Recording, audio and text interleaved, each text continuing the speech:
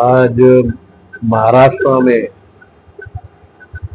जो पक्षों का विभाजन मोदी सरकार, अमित शाह, इन लोगों ने जो डिवाइड एंड रूल पॉलिसी वाला जो काम इस महाराष्ट्र के अंदर बल्कि पूरे देश के अंदर इन्होंने किया है, अब इसमें डिवाइडेशन होकर एक शिवसेना की दो शिवसेना, एक राष्ट्रवादी का दो राष्ट्रवादी, ऐसा विभाजन इन्होंने करके लोगों को फायदा पहुंचाने का काम तो इसमें कुछ भी नहीं है। बस अपनी सत्ता की कुर्सी को केंद्र में मजबूत करने के लिए और जनता को झूठे वादे करने के लिए ईडी और सीबीआई का डर दिखा करके पार्टियों को तोड़ने का काम इन्होंने किया है।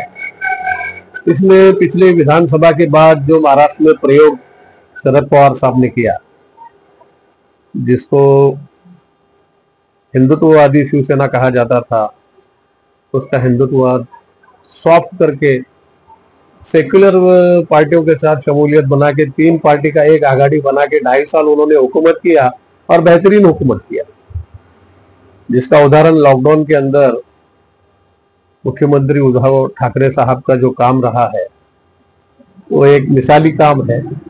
और यही एक आंख मोदी सरकार और उनके प्यादे फडणवीस इनको नहीं भाता और इन्होंने शिवसेना के अंदर बगावत के सुर फूकने लगाकर 50 होके एकदम ओके वाला मामला महाराष्ट्र में करवा के महाराष्ट्र के विकास को 10 साल पीछे ढकेल दिया।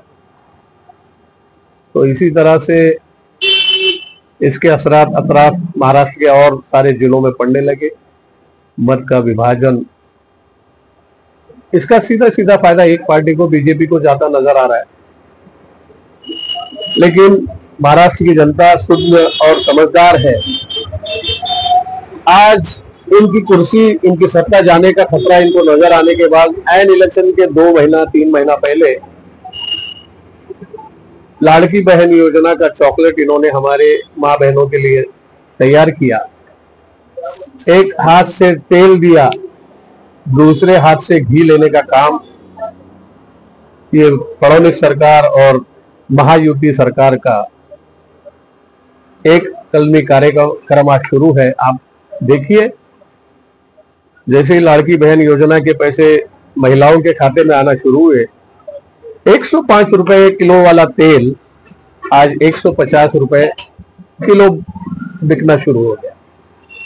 तो मैं अपनी उन माँ बहनों से अपील करूंगा कि 105 रुपए वाला तेल, आपको 1 किलो तेल एक 5 मेंबर की फैमिली के लिए कम से कम 5 से 6 दिन जाता है।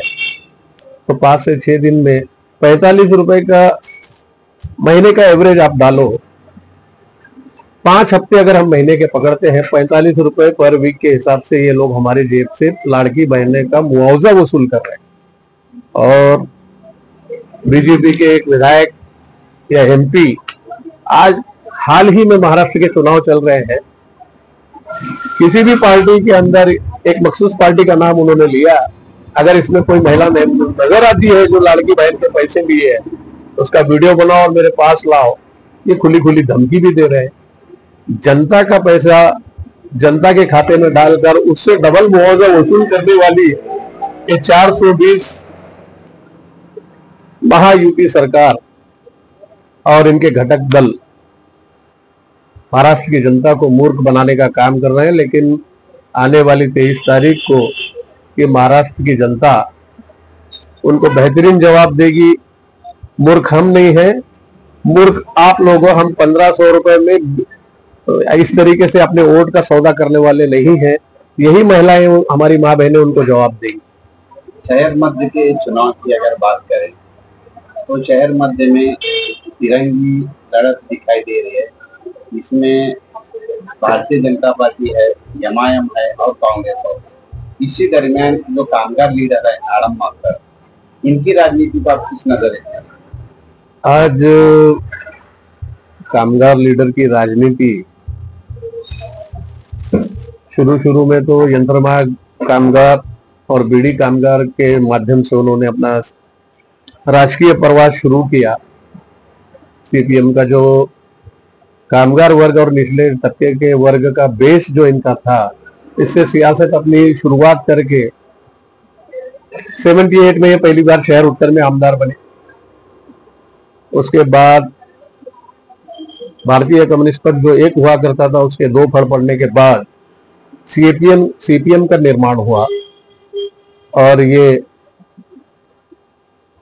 सीपीएम पार्टी बना करके शहर दक्षिण पुराने मतदार संघ में यहां पर आ गए और यहां भी वही खेल उन्होंने खेला। शुरुआती दौर में इलेक्शन लड़ाए, 6000-8000 के ऊपर इनका वोटिंग परसेंटेज गया नहीं और मैनेजमेंट का खेल, अपोजिशन स्ट्रॉन्ग कैंडिडेट के साथ सौदा करने का, दूसरे को गिराने का, ये राजनीति इनका चलता आया। अब वो अब 95 है, 95 में 38 उम्मीदवार बैलेट पर होने के फायदे इनको मिले, जिसमें 2500 की लीड से 95 में कामयाब हुए। उसके बाद 99 में फिर इनको हार का सामना करना पड़ा। उसके बाद इन्होंने अलाउद्दीन और उसके जादुई चिराग के माध्यम से घरकुल गोदूताई घरकुल योजना का निर्माण किया, जिसकी मान्यता 2001-2002 में शायद मान्यता मिली। यूपीए गवर्नमेंट के प्राइम मिनिस्टर उस वक्त मनमोहन सिंह साहब से उसका सैंक्शन के बाद शिलान्यास करवाया। एक कामगार वर्ग जाकर के वो आज एक बिल्डर नजर आता है। हर 10 साल के बाद शुरुआत, अभी जो रे नगर का निर्माण हुआ है, जो 30,000 घरों का सपना आज हमारे माँ बहनों को ये दे रहे हैं, सबसे पहला धोखा इन्होंने हमारे मुस्लिम समाज के साथ किया। हुतात्मा कुर्बान हुसैन नगर के नाम से हमारी माँ बहनों का रजिस्ट्रेशन करवाया।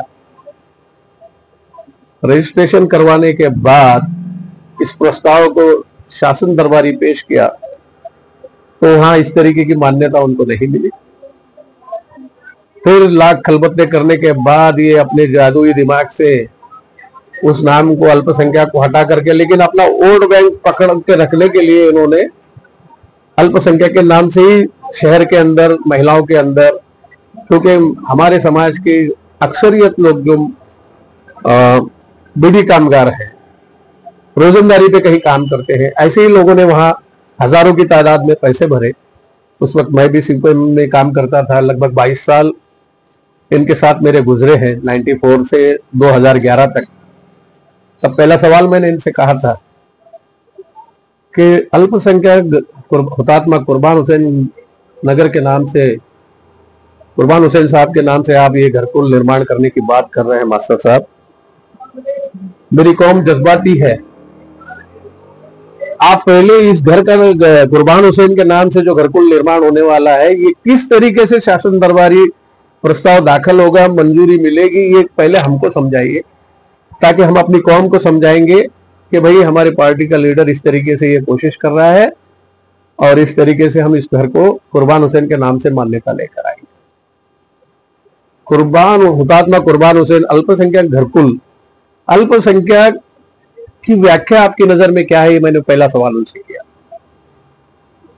अल्पसंख्यक सिर्फ मुस्लिम समाज नहीं है, अल्पसंख्यक के अंदर क्रिश्चियनिटी आती है, सिखिज्म है, जैन है, फिर ये समाज को भी वो घरकुल मिलना चाहिए। उनका रजिस्ट्रेशन जब सरकार आपको पूछेगी तो आप क्या जवाब?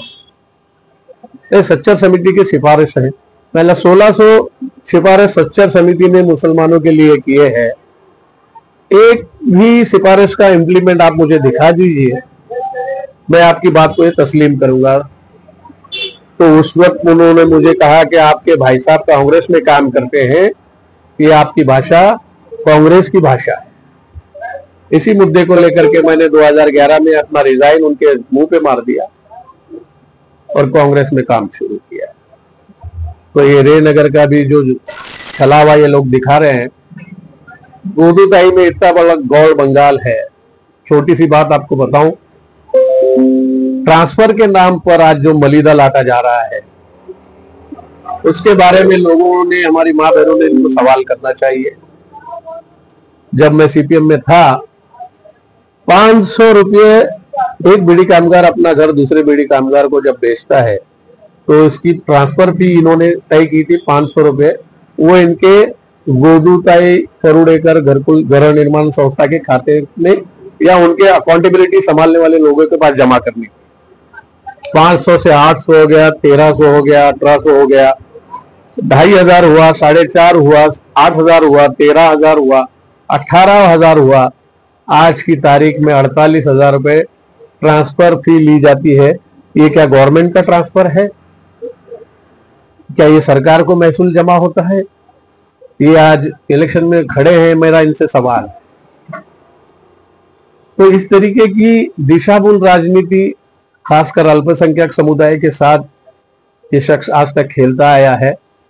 अब मेरी उम्र का नारा दे रहा है कि मैं अब मेरी उम्र कितनी हुई, ये मेरा आखिरी इलेक्शन है, 30,000 घरों का सवाल है, मैं बाहर रहूंगा तो काम नहीं कर पाऊंगा, मैं अंदर रहूंगा तो मैं मसाइल को हल करूंगा। पहले तो गोदूताई परुड़ेकर के उतारे रिलीज करने का काम आप सबसे पहले अंजाम दीजिए। रेनगर के बारे में लोगों को बाद में दिशाभूल कीजिए। इस तरीके का दिशाभूल वाला सियासत इनका है। इनकी ऐसी सियासत से बचिए, अपने कीमती वोट को सही कैंडिडेट के पीछे लगाइए और सही कैंडिडेट को मौका दीजिए।